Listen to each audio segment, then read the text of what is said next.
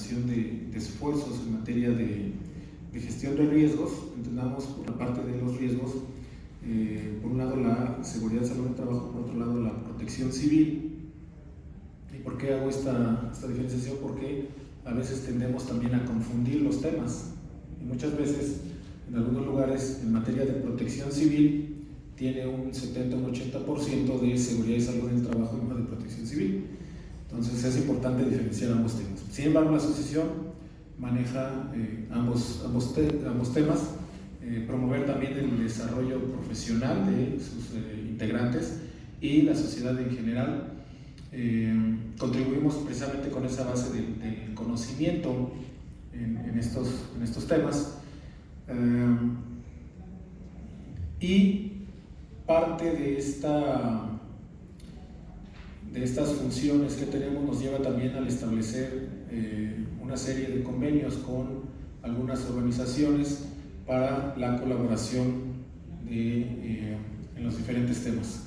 Por ejemplo, en el 2012 firmamos un convenio de colaboración con el gobierno del estado de Chiapas a través de la Escuela de Protección Civil Campus Chiapas, con el doctor Luis Manuel García Moreno, que precisamente fue, yo creo que un parteaguas para empezar a impartir este diplomado de programas de protección civil. También con el actual Instituto de Protección Civil de Tabasco, y donde nos hizo favor el ingeniero Enrique Guevara de estar presente en esta firma de convenio. Con ellos ya impartimos un diplomado, tenemos hasta el día de hoy, vamos a iniciar con el 10º diplomado, y ahora usando la tecnología de manera virtual. Algunos convenios de participación con la Coordinación Nacional de Protección Civil, asimismo con el Centro Nacional de Prevención de Desastres, precisamente para la profesionalización de quienes de alguna manera intervienen en este tipo de documentos. Como ustedes conocen, lo que es la parte del marco de SENDAI y toda su estructura, considera, por un lado, en sus 4 prioridades de acción, el llevarlo desde lo local, nacional, regional, hasta lo global. ¿Por qué hago referencia a esto? Porque de alguna manera, cuando nosotros trabajamos en la parte local, deberíamos de considerar la preparación que se tiene en los inmuebles, que al final de cuentas estos inmuebles con sus ocupantes pues son los que de alguna manera van a participar en esa sociedad que esté en cuestión. Y dentro de estas 4 prioridades voy a enfocar nada más algunas situaciones que son claves, como por ejemplo comprender el riesgo de desastre. Y el día de ayer el doctor Alan Abel nos da una conferencia ahí en el Senapred, donde precisamente nos hablaba de qué es la comprensión del riesgo, y que a veces realmente no comprendemos el riesgo. No solamente es aplicar una metodología de análisis de riesgo, sino tiene que ir más allá. ¿Cuál es la causa que está originando, que puede originar un desastre? En este caso de nuestro inmueble. Luego vamos al núcleo, que sería dentro del inmueble, de los ocupantes de ese inmueble. Y entonces, ¿de qué manera podemos intervenir en esa reducción de riesgos? Porque además en los programas de protección civil, desafortunadamente se ha convertido en por un lado un copy-paste, por otro lado un documento para pasar un trámite de carácter legal, y difícilmente tenemos como objetivo proteger a las personas que van a estar en una situación de riesgo. Entonces el copy-paste, que se nos olvida inclusive cambiar ciertos nombres o ciertos puestos, ¿no? Digo, esto ocurre allí en Quintana Roo, yo sé que aquí no ocurre, pero suele suceder que nos hemos convertido prácticamente en maquiladores de programas de protección civil. Inclusive escuchamos que dicen, no, los programas de protección civil deberíamos de tener una capacitación diferente los del sur con los del norte, porque los riesgos son diferentes. Los riesgos son diferentes para el mismo inmueble de un periodo a otro en el tiempo. O sea, ni siquiera necesitamos esa dimensión de espacio como para decir de que de un estado a otro los riesgos son diferentes. Cada situación es específica, cada inmueble va a tener sus propias características, que por lo tanto, en nosotros considerar estos riesgos nos debe de llevar, y que actualmente parte de lo que se nos está pidiendo en la Coordinación Nacional de Protección Civil, es que esos programas de protección civil lleven un plan de reducción de riesgos antes de preocuparnos por las famosas brigadas, los simulacros y todos los planes de acción que tenemos actualmente en materia de atención de emergencias. ¿Me explico? Bien.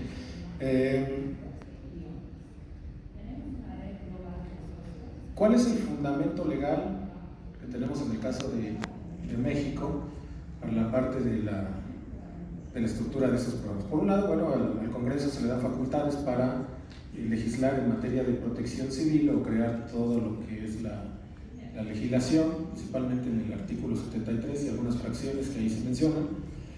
Y en el carácter de la ley federal, pues tenemos, como ustedes conocen, la Ley General de Protección Civil, en la cual, por mencionar solamente algunos, el artículo 39, el 40, el 78 nos va a hacer referencia a los programas de protección civil.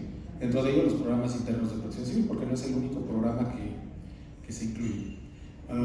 Ahora, en el reglamento de la Ley General de Protección Civil también nos va a hacer referencia a principalmente el contenido de esos programas de protección civil, como es el caso del artículo 76, donde nos habla de toda la información que debería de llevar ese programa.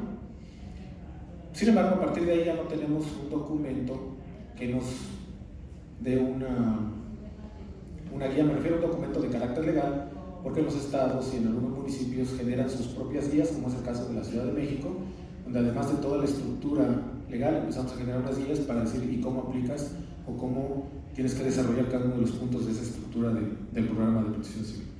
Pero bueno, al final de cuentas, en la parte del reglamento, el artículo 76 nos va a decir cuál es ese contenido de los programas de protección civil. Y como apoyo, pues tenemos las normas oficiales mexicanas, que aquí entramos también en otro problema de carácter legal, de aplicación, inclusive de inspección, porque nos ha ocurrido donde a veces protección civil nos pide información que quizás no le corresponde a él solicitarla.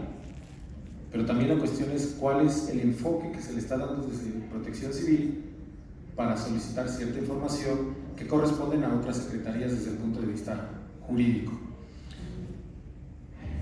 Bien, cada sexenio, ustedes saben, tenemos un plan de desarrollo que seguramente en algún apartado va a mencionar lo relacionado a la protección civil. Va a depender mucho del interés que se tenga sobre el tema, pero bueno, no voy a referir mucho a esta situación. Tenemos la ley general. A partir de esta ley general, cada uno de los estados debería de tener su ley estatal y su reglamento alineados a esta ley general, que es algo que desafortunadamente no sucede en todos los casos, no es generalizado. Y los reglamentos municipales de protección civil, de los cuales en teoría uno no debería de contraponerse al otro, deberían de ser complementarios. Pero ¿qué es lo que vemos en todo el país? Vemos una variación de la información, de la estructura de los programas, del contenido, de la forma de presentarlo, porque cada uno de los estados, de los municipios, marca una diferente manera de considerar los programas, inclusive a veces hasta el nombre, o en la legislación local inclusive consideramos otros conceptos. Empezamos a pelearnos también en la parte de esos conceptos. Bien, en el artículo 15, como ustedes conocen, de la Ley General de Protección Civil, nos habla de qué es el Sistema Nacional de Protección Civil. Y lo que quiero hacer aquí énfasis, para lo que nos va a llevar precisamente a también entender todo esto de la normatividad y lo que deberíamos de considerar en un programa, es que desde la concepción de este Sistema Nacional de Protección Civil nos está hablando de agentes perturbadores, ¿sí? La mayoría de ustedes seguramente conoce esa clasificación de los agentes perturbadores y que existen fenómenos dentro de esos agentes perturbadores. Y cuando hablamos de ciertas situaciones, empezamos a hablar de conceptos como siniestro, emergencia, desastre, Y lo que para cada uno de nosotros signifique ese concepto no necesariamente refiere la misma definición para otra persona y bajo la circunstancia que lo está viendo. Por ejemplo, cuando nosotros vemos un accidente de trabajo, o sea, una persona que está en un andamio, se cae, tiene un accidente o inclusive una fatalidad, ¿y qué es lo primero que decimos si preguntamos, ¿corresponde a protección civil o no? Algunos dirían sí corresponde a protección civil porque el objetivo de la protección civil es conservar a las personas y empezamos a dar la definición. Decimos, ok, tiene razón, las personas. ¿Y es emergencia? Sí, claro, es una emergencia porque mira, la persona se cayó y tuvo problemas. Es emergencia para la persona que está en la situación, para los familiares es una emergencia. Para la empresa se vuelve una emergencia. Preguntamos, ¿es un desastre? Pues a lo mejor para la familia es un desastre. Pregúntales qué piensan de la situación que acaban de tener con ese accidente. Claro que se les puede convertir en un desastre. Pero la cuestión aquí es que la misma ley nos está dando el marco de ese concepto, que independientemente de que puedan existir otras definiciones, otros conceptos, estemos de acuerdo o no en el concepto, sea el idóneo o no el concepto, la misma ley ya tiene un marco en el concepto.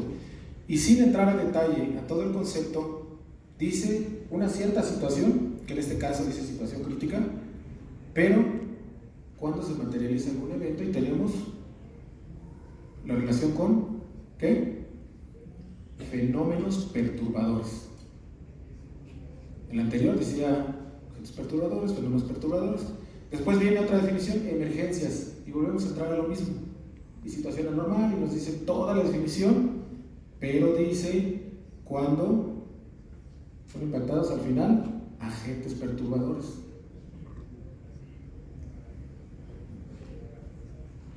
Después, desastre. Uno más que agentes perturbadores. Y entonces si analizamos los conceptos, cuando hablamos de emergencia, siniestro, desastre, todo tiene que ver con los agentes perturbadores. Y aquí todavía podríamos salvar que, bueno, sí es protección civil, ¿cierto? Y alguien dice, claro que es protección civil porque está en algunos de estos grupos que manejan estos eventos. Y dice, y puede entrar en los fenómenos socioorganizativos, ¿cierto? Y cuando nos vamos al artículo 2 de la Ley General de Protección Civil, ahí entre sus fracciones 22 a la 27, vamos a encontrar precisamente esa clasificación de los diferentes agentes perturbadores con sus respectivos fenómenos. Y nos dice, gracias arquitecto,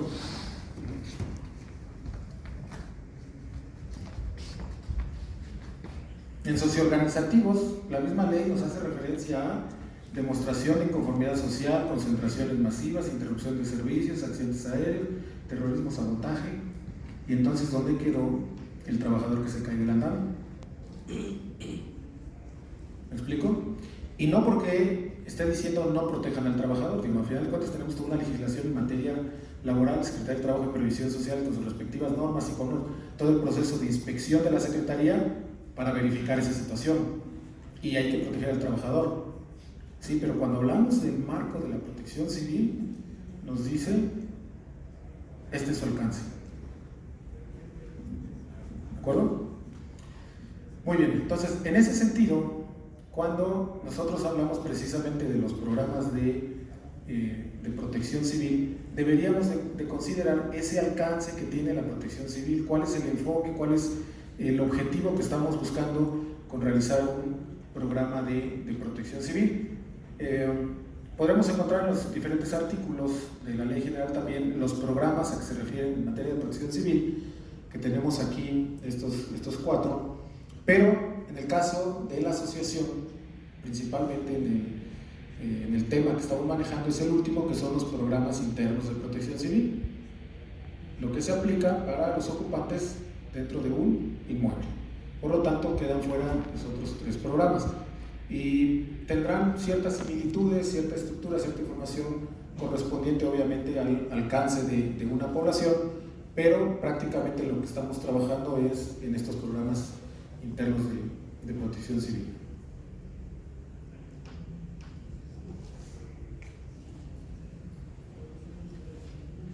Obviamente la ley también nos da la misma definición de lo que es un programa de protección civil, donde nos dice que es un instrumento de planeación y operación, ¿sí? Para las diferentes dependencias, para las entidades, para el sector público, privado y social. O sea, es para ambos, ¿sí?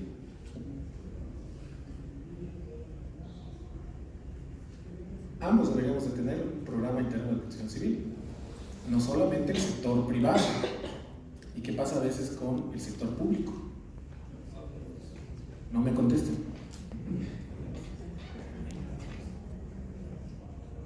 Pero ambos deberíamos estar trabajando en estos programas, ¿de acuerdo? Pero ahora, esto ha tendido a convertirse solamente en un documento para realizar trámites. ¿Por qué? Porque necesito tener una autorización, necesito tener un permiso, llega el documento a protección civil, yo voy a revisar que contenga la información que me dice esa estructura del programa de protección civil, independientemente si es falso o es verdadero, independientemente si coincide o no, y efectivamente decimos. Y perdemos el verdadero objetivo de los programas de protección civil, que dice proteger a las personas, etcétera, etcétera, etcétera.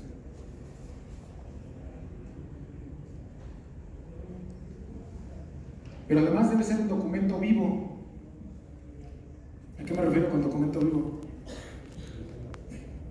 Realizamos el programa, lo integramos, nos los revisa Protección Civil, nos los autoriza, ¿y a dónde va a parar? Al archivo, por si nos los piden el resto del año, ¿no? Ya dentro de un año guardamos y sacamos el nuevo. Capacitamos en enero. ¿Por qué? Porque como vamos a integrar en enero el programa de protección civil, tienen que estar todas las capacitaciones. Oye, pero se supone que es un documento vivo que debería de tener acciones dentro de la empresa durante todo el año en función de lo que dice el programa de protección civil. ¿Por qué todo está en enero? No, pero como tú no tienes capacitaciones en enero, no pasa este programa. Pero la capacitación se va en febrero, el simulacro lo vamos a hacer en marzo, vamos a tener una reunión en abril, vamos a hacer unas modificaciones y en mayo vamos a tener otro simulacro y lo vamos a evaluar. Debe de tener una secuencia. Y ahora nos revisan un programa de protección civil este año, el contenido, la estructura, nos lo aprueban. ¿Qué pasa el siguiente año? El contenido, la estructura y nos lo aprueban. Y dentro de 3 años, el contenido, la estructura y nos lo aprueban. Y entonces, ¿qué continuidad le dimos a ese programa de protección civil? Se convierte nuevamente entonces en una maquila de programas de protección civil porque tenemos que cumplir un procedimiento y no es lo que deberíamos estar buscando como objetivo principal. La misma ley nos dice que dependiendo de la situación de la organización deberíamos de considerar algunos criterios para integrar el programa de protección civil. Pero en ocasiones le pedimos un programa de protección civil a un pequeño, ¿cómo le podemos llamar? Pues no, es que ni siquiera es establecimiento, es un puestecito, ¿no? Que vende trajes de baño y todo, digo, eso pasa allá por donde venimos, y vende pareos, no necesitas un programa de protección civil. Porque la ley dice, aplica a todos los inmuebles, sean móviles o sean fijos. Y queremos entender el riesgo, nos dice en función de cierta situación que implique riesgo para quienes pueden estar de alguna manera involucrados. Y entonces la estructura de los programas de protección civil, que también cambió, aquellos que recuerdan cómo hacíamos anteriormente los programas, prácticamente era lo que ahora es el plan operativo, con sus 11 elementos que estaban considerados. Y ahora metemos dos nuevos, en la estructura, 2 nuevos planes, que es el plan el plan de contingencias y el plan de continuidad de operaciones, donde además ahora metemos información que de pronto ni siquiera considera el propio título de la sección, ¿no? ¿Qué podríamos nosotros pensar que puede venir en una sección que se llame plan de continuidad, plan de contingencias? ¿Qué es lo primero que se nos viene a la mente al escuchar el título? ¿O qué podríamos esperar encontrar en esa sección, plan de contingencias. Se repetiría con el plan de emergencia de lo que antiguamente Del 1, ¿no? De entrada se repite. Pero si decimos planes de contingencias, bueno, lo que espero encontrar es planes de protocolos y de emergencias y todo esto, ¿no? Sin embargo, aquí lo primero que nos pide es un análisis de riesgo por puesto de trabajo. Ya nos desviamos a lo que son planes y programas de seguridad y salud en el trabajo. Y yo iría de acuerdo donde a lo mejor la información que me pidiera ahí, análisis de riesgo de los puestos de trabajo que puedan en un momento dado implicar un alto riesgo y que de alguna manera nos lleven aquellos agentes perturbadores que vimos anteriormente. Posiblemente si le damos ese enfoque, diríamos, te perdono, te la pases, ¿no? Sin embargo, aquí no, aquí nos piden una serie de análisis de riesgos por puesto de trabajo y la jerarquización y es aplicar una metodología, cosas por el estilo.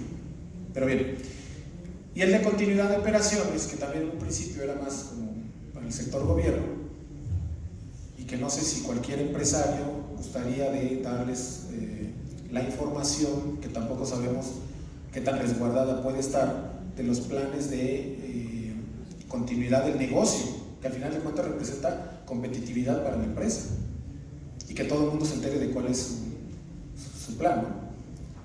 Desgraciadamente a veces estos dos puntos son más porque hay que cumplir con lo que dice la ley que porque realmente estamos metiendo información que sea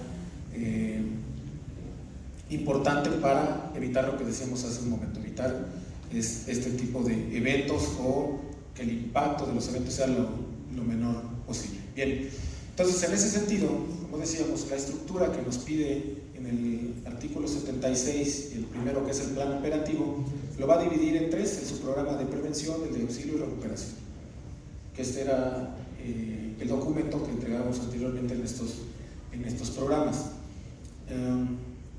Desafortunadamente no tenemos una norma oficial mexicana, como decíamos al principio, que nos diga realmente qué información necesitamos colocar en cada uno de estos aspectos o los requisitos mínimos, ¿no?, que se deberían de cumplir en estos subprogramas. Por ejemplo, señalización que, o sea, sí hay normas, pero ahí que debo de meter, que existen las normas, cómo está señalizado, un croquis, cuáles son los criterios para señalizar, qué debo de meter. En capacitación, ¿qué meto? Meto los temas, el temario de las capacitaciones, el tiempo que debería durar, en función de qué se da la capacitación. Solamente nos dice capacitación. En pocos estados, pero es lo que decíamos anteriormente, que como todos hemos creado legislación a nivel nacional, ya sea por el estado o por el municipio, entonces hay una variedad de programas de protección civil y, en otras palabras, que no está estandarizado, porque cada uno, y nos respaldamos en la parte de que somos independientes, ¿no?, como municipio o como estado. Entonces creamos nuestra propia ley, nuestros propios criterios y nuestra propia información. Algunos las guías de referencia, otros no tienen guías de referencia, y municipios que ni siquiera piden programas de protección civil. Pero va a ser una variedad que tenemos en los alrededor de 1,500 municipios en el país. Y como les decía anteriormente, en el plan de contingencias nos piden lo relacionado a la evaluación de riesgos de cada puesto de trabajo, la valoración de estos, las medidas y acciones de autoprotección de ¿qué? Del análisis de riesgo que hicimos anteriormente de los puestos de trabajo, y obviamente la difusión de esta información. Y finalmente el plan de continuidad de operaciones, que nos vuelve a hablar del fundamento legal, el propósito, y si no mal recuerdo anteriormente, ya desde un inicio de la estructura del programa, pues se supone que empezamos con una estructura del marco legal que aplica para el inmueble donde estamos desarrollando el programa de protección civil. Entonces podríamos decir inclusive que se vuelve a repetir la información. Sin embargo, para que estén dentro del reglamento, pues hay que colocarlo en este programa. En resumen, el programa de protección civil debería de estar estructurado de esta manera, pero como vuelvo a repetir, y como nos decía aquí el colega, pues en algunos lugares sí tienen, además de la legislación de carácter general, la del Estado, la del municipio y los propios criterios inclusive de quien llega a estar en la función en ese municipio, ¿no? Con el conocimiento que tenga al momento de ocupar el cargo, por lo general cada 3 años, si nos va bien y dura 3 años, ¿no? Bien, entonces, como les dije, lo que es la Asociación de Seguridad, Higiene y Protección Civil, la ASEPRO, tenemos ya 9 diplomados impartidos desde el 2012, con, si no mal recuerdo, más de 400 egresados, que muchos de ellos dicen, es que es muy complejo todo lo que nos piden, porque nos piden aplicar metodologías de análisis de riesgos, llegar a conclusiones, conocer la legislación que le aplica al inmueble, de qué manera esa legislación aplica al inmueble, dar recomendaciones a quien va a dirigir todo lo que el programa de protección civil nos está requiriendo en ese inmueble, y pues es demasiado. En mi municipio, en mi estado no me piden tanto, ¿no? O nos escudamos en que no, en mi estado es diferente, así no se maneja. Cuando quien es el consultor, el asesor de cualquier organización, tiene parte de responsabilidad, y no estoy hablando de la firma del documento que tiene que firmar que va dentro de este mismo programa, sino hay inclusive una responsabilidad mayor moral, porque lo que hacemos o dejamos de hacer con respecto, en este caso, a los programas de protección civil, va a repercutir o puede repercutir en la vida de personas. Y como perdemos de vista esto, otra vez, volvemos al copy-paste, al nada más hacer un documento porque queremos cumplir con una ley.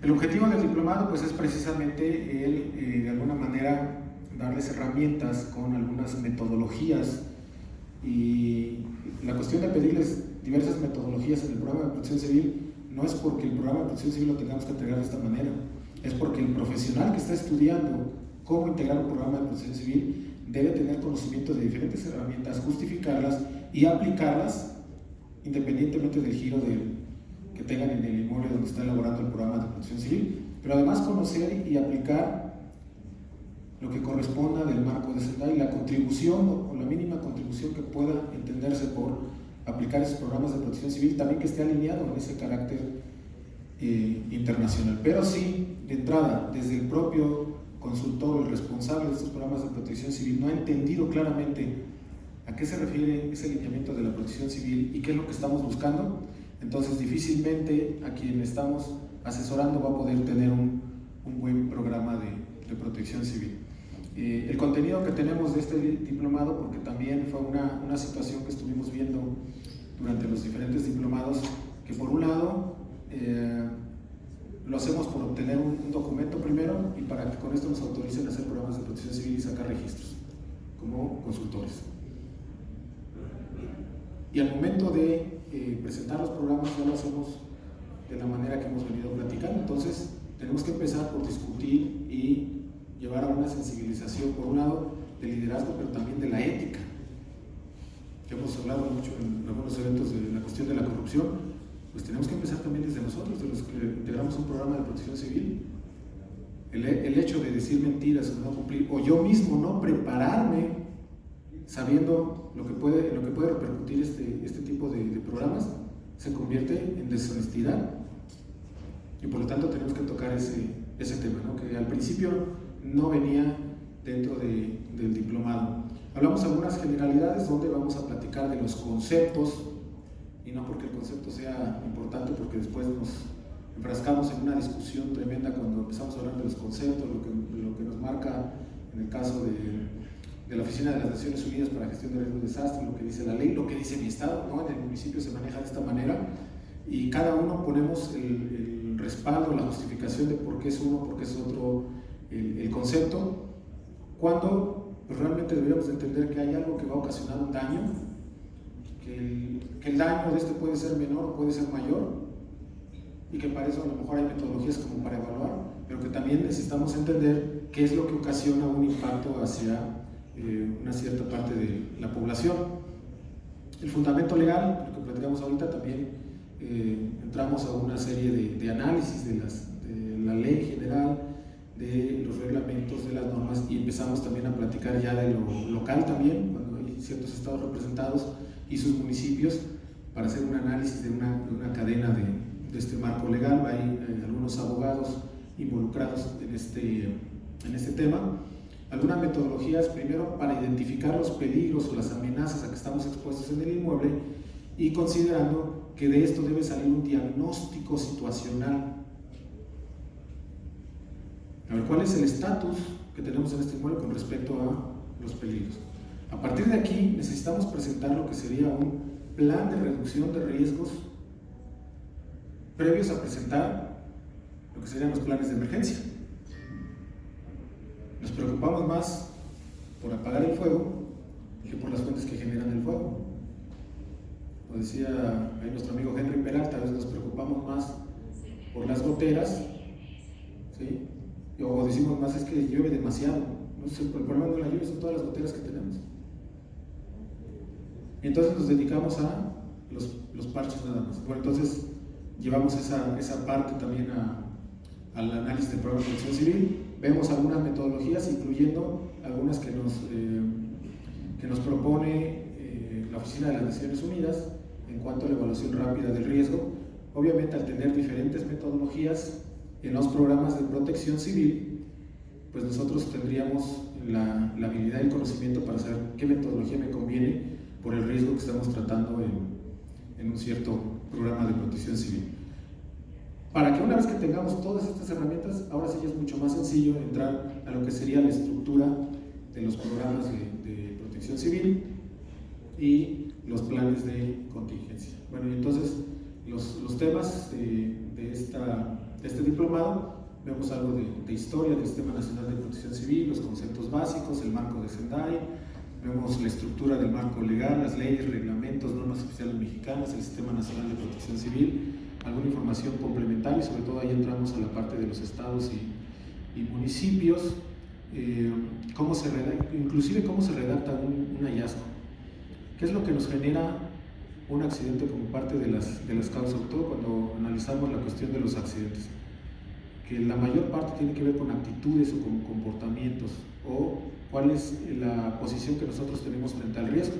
Y aquí me refiero a todos los niveles de la organización, desde la cabeza de la organización, desde la alta dirección hasta la parte operativa, porque cada uno de nosotros va a contribuir de alguna manera, pero también, así como contribuimos a que se generen los accidentes o los eventos o las pérdidas, podemos también nosotros contribuir a que no se generen. Por lo tanto, pues es importante el que nosotros cambiemos inclusive la actitud desde cómo redactamos un hallazgo. No es nada más decirle tú tienes la culpa y eso está muy mal y te vamos a crucificar, ¿no? Sino de cierta manera nosotros dejarle muy claro, muy preciso, muy conciso la información de cómo ellos, por un lado, están teniendo áreas de oportunidad y cuál es la recomendación para corregir estas áreas de oportunidad.